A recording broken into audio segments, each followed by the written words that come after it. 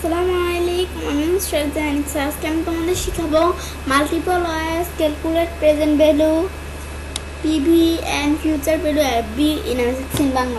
আজকে আমি তোমাদের শিখাবো কীভাবে আমরা মাল্টিপল ওয়াইজে ক্যালকুলেট করতে পারি প্রেজেন্ট ভ্যালু পিভি এবং ফিউচার ভ্যালু এফবি এমএস এক্সেলের মধ্যে। তো সেটা করার জন্য আমি এখানে একটা মিনিমাইজ করলাম। তারপরে তো কাজটা করার জন্য আমি কী করবো, এখান থেকে আমি এখানে প্রথমে কী করবো, আমি ধর এখানে একটা লেখা লিখে আমি ধর এখান থেকে লিখি কি, আমি লিখি ক্যালকুলেট আমি লিখি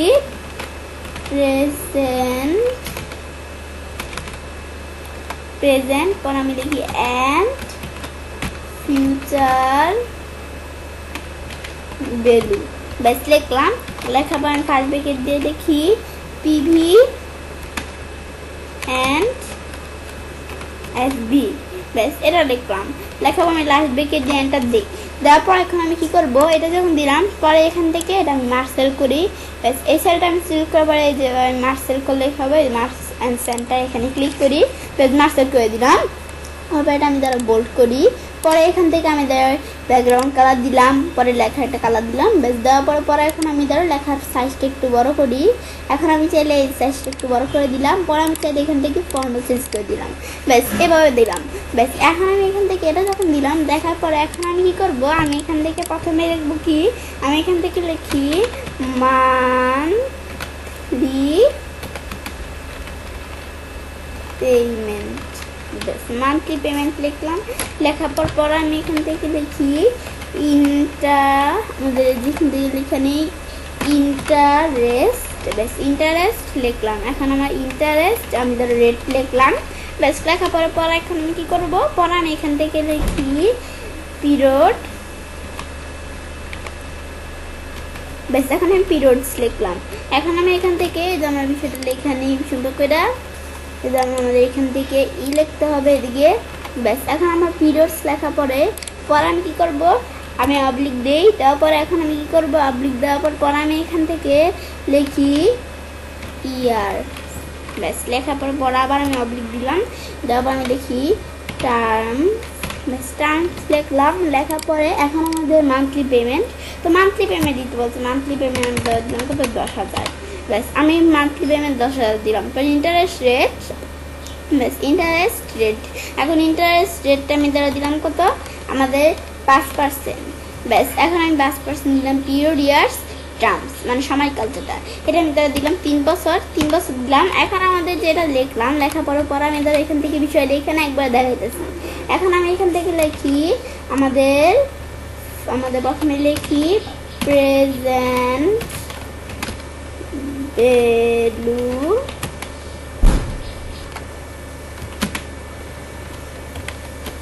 পিভি, পর আমি লিখি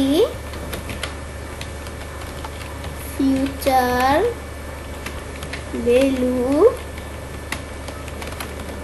এফবি। ব্যাস বিষয়টা এখন আমি লিখলাম। ব্যাস এটা আমি যখন লিখলাম, লেখার পরে যেটা আমরা আমাদের বিষয়টা এখানে ভালোভাবে এখানেই এটা আমরা ফার্স্ট ব্র্যাকেট দিলাম। ব্যাস লিখলাম present value PV future value FV. এখন ইন্টারেস্ট রেট যেটা আছে এটাকে আমি কি বানিয়ে নিব, এখানে 1 মাস বানিয়ে নিব। এখন আমাদের কি করব, এখন আমাদের এই যে ইন্টারেস্ট রেট যেহেতু মান্থলি পেমেন্ট, সেজন্য এটা মাস বানিয়ে নিতে হবে 1 মাস। তো এই যে আমাদের এটা 5% সুদ যেটা, এই যে ইন্টারেস্ট রেট, এটা আমরা 1 মাস বানিয়ে নিই। সেজন্য এখানে ক্লিক করে আমি আমাদের যে এখান থেকে আমরা ভাগ করবো ডিভাইড, যেটা আমি অবলিক দেওয়ার পরে এখান থেকে দিব কি, আমাদের 12 দিয়ে ভাগ করবো। এখন আমরা আমাদের এখান থেকে পয়েন্টটা দিই, তেজ আমরা 1 মাসের সুদ একটা কিন্তু চলে আসলো। ব্যাস দিলাম। পরে এখন আমাদের এখান থেকে বলছি কি আমাদের পিরিয়ড ইয়ার্স টার্মস। এখন আমাদের এটা কি সময়কাল। এখন আমাদের এখান থেকে আমাদের যদি আমাদের 12 মাসে 1 বছর, তো আমরা কয় মাসে 3 বছর। এখন আমরা আমাদের এটা দেখার জন্য এখানে ইকুয়াল দিয়ে এই যে 3-এর সাথে আমরা গুণ করবো 12, তো আমরা আমাদের এখান থেকে 36। এখন আমরা 36 মাসে 3 বছর। এখন আমি এটা দেখলাম। ব্যাস এটা দেখলাম। দেখার পর আমি এখন কি করব, এটা তখন দেখলাম। পর আমার present value future value. Present value আর ফিউচার ভ্যালুর মধ্যে পার্থক্যটা কি? প্রেজেন্ট ভ্যালুর মধ্যে কি আমাদের এখান থেকে প্রেজেন্ট ভ্যালু পার্থক্যটা কি? আমাদের প্রথমে ফিউচার ভ্যালুটা দেখে নেই। ফিউচার ভ্যালু পার্থক্যটা কি? যে আমরা আমাদের এখান থেকে আমি এই যে আমাদের মান্থলি পেমেন্ট, তা আমি প্রতি মাসে ব্যাংকে 10,000 করে টাকা রাখি আমাদের এখান থেকে পিরিয়ড মানে যে ইয়ার যেটা এটা আমার 3 বছরে আর আমরা 5% সুদে। এটা আমাদের ফিউচার ভ্যালু মানে ফিউচারে আমরা কত টাকা আসবে এটা আমরা ফিউচার ভ্যালু দ্বারা করতে পারি। আর আমরা প্রেজেন্ট ভ্যালু যে আজকে কত টাকা আসবে প্রেজেন্ট ভ্যালুটা আমি দিতে পারি। এখন আমরা আমাদের বিষয় দেখলাম, আমি বিষয়টা করলে তোমরা বুঝতে পারবে। সেজন্য আমি ইকুয়াল দিয়ে আমি লিখি পিবি লিখে আমি টেপ চাপ দিই তো রেট।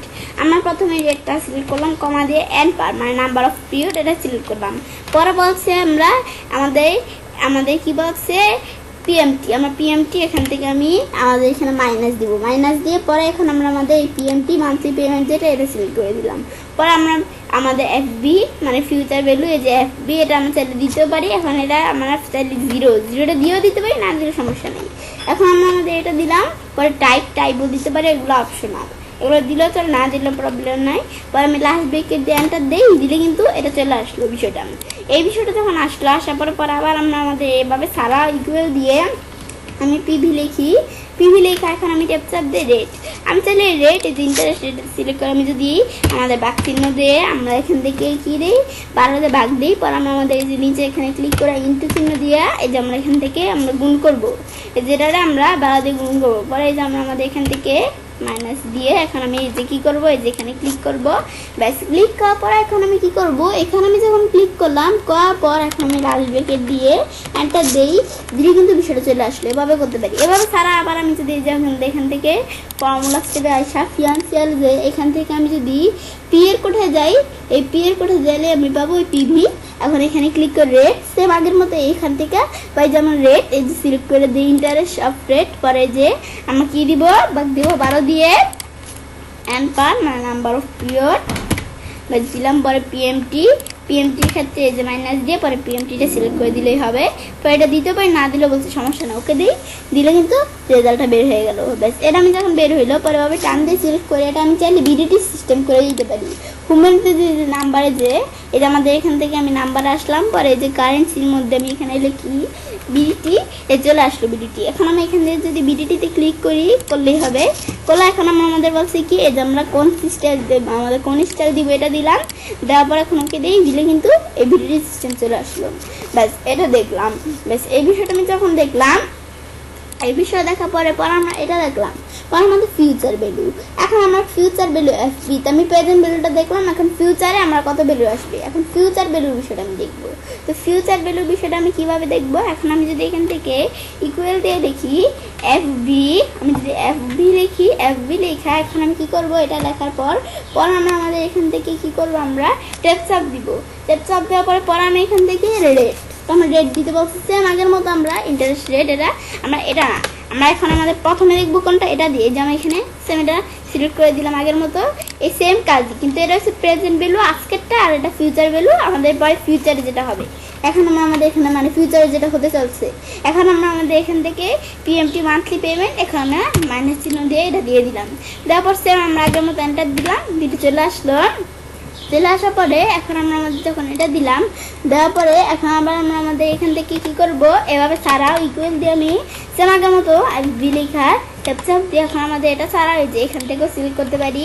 এটা দিয়ে পরে এখন আমরা এই দিলাম। বাস পরে আবার আমরা কমান্ড দিয়ে যেটা দিলাম চিহ্ন দিয়ে আবার বার দিলাম। দেওয়ার পর এখন আমি কি করব, এটা দিলাম। দেওয়ার পরে আমরা পিএমটি এখন ইকুয়াল দিয়ে যেখানে ক্লিক করে এখন আমি লাস্ট ব্রেকের ডেনটা দিয়ে বেশ বিষয়ে দেখতে পারলাম। ব্যাস এটা আমরা এখন আমাদের পিরিয়ড ইয়ার্স টার্মস,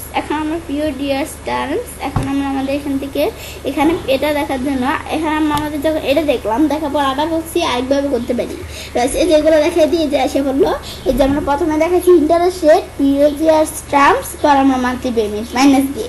এখন আমরা সেম বিষয়টা যে বলছি ফর্মুলা স্টেপ থেকে ফিনান্সিয়াল।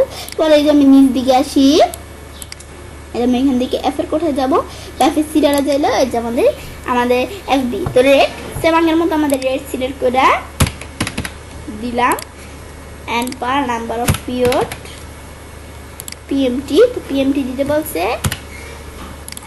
ব্যাস দিয়ে এখন এন্টার দেই, বিষয় চলে আসলো। এখন আমরা আমাদের এখান থেকে কী করবো, এটা আমি চাইলে বিডিডি সিস্টেম করে দেই, করে আমি ধরো পরে বিষয়টা দেখতেছি।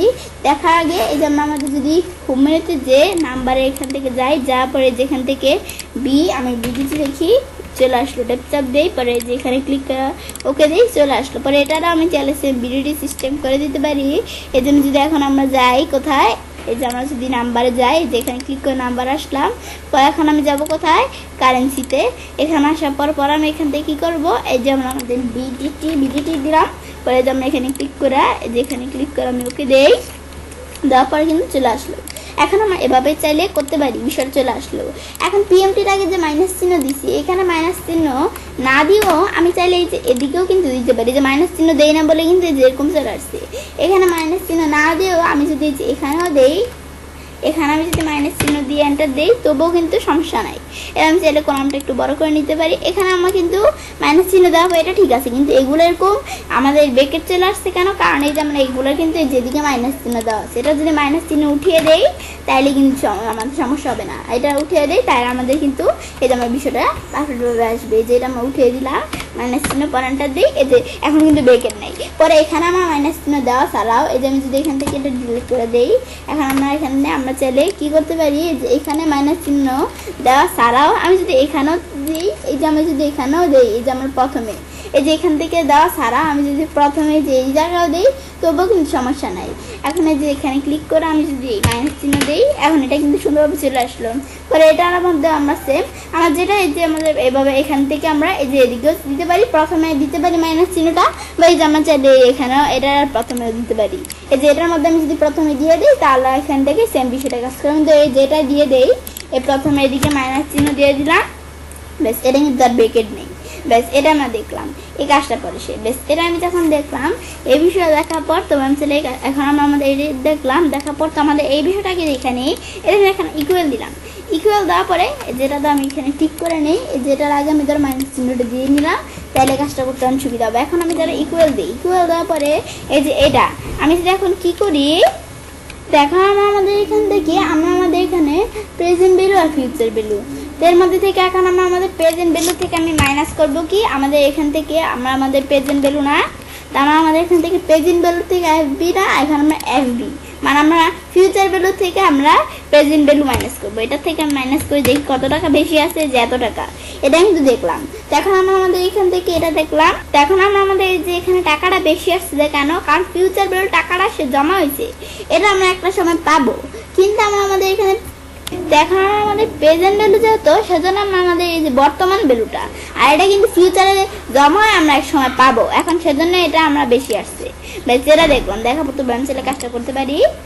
এবং খুব সহজে মাল্টিপল আইতে ক্যালকুলেট করতে পারি প্রেজেন্ট ভ্যালু, পিবি এবং future value FV MS Excel এর মধ্যে। ফ্রেন্ডস, আমার আজকে ভিডিওটি যদি তোমাদের ভালো লেগে থাকে, আমার চ্যানেলটি সাবস্ক্রাইব, লাইক, কমেন্ট সবার সাথে শেয়ার করবে।